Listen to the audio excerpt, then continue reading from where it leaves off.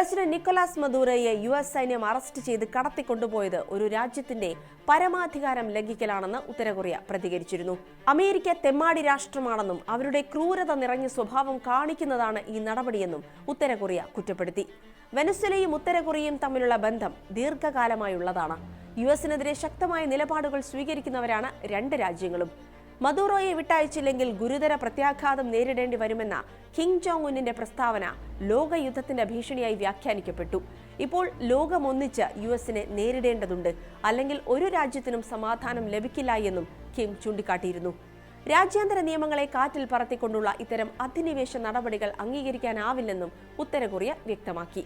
പിന്നാലെ ജനുവരി 4-ന് ബാലിസ്റ്റിക് മിസൈലുകളുടെ പരീക്ഷണം നടത്തിയതും ലോകശ്രദ്ധ നേടി. 2 മിസൈലുകളാണ് ഉത്തര കൊറിയ ശക്തി പ്രകടിപ്പിക്കാനായി വിക്ഷേപിച്ചതെന്നതാണ് വിവരം. 2 മാസത്തിനിടെ ഇതാദ്യമായാണ് ഉത്തര കൊറിയ 2 മിസൈലുകൾ ഒരുമിച്ച് വിക്ഷേപിക്കുന്നത്.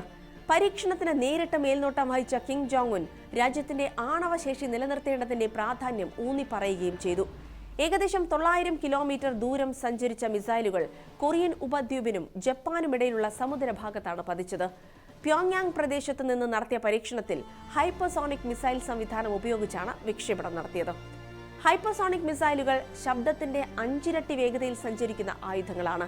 അമേരിക്കയുടെയും ദക്ഷിണ കൊറിയയുടെയും മിസൈൽ ഡിഫൻസ് സിസ്റ്റങ്ങളെ മറികടക്കാൻ കഴിവുള്ള ആയുധമായി ഇവയെ കണക്കാക്കുന്നു. വിദേശ വിദഗ്ധർ പലപ്പോഴും ഉത്തര കൊറിയയുടെ ഹൈപ്പർസോണിക് ക്ലെയിമുകളിൽ സംശയം പ്രകടിപ്പിക്കാറുണ്ടെങ്കിലും രാജ്യം ഇത്തരം സാങ്കേതികവിദ്യയിൽ കാര്യമായ പുരോഗതി കൈവരിച്ചിട്ടുണ്ടെന്നാണ് വിലയിരുത്തൽ.